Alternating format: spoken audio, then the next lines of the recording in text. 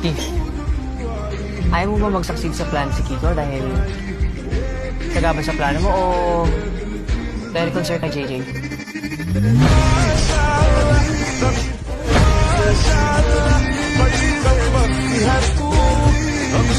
Look at me when I'm talking to you.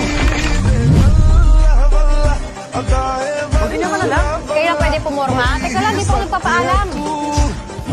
You look good. Takay.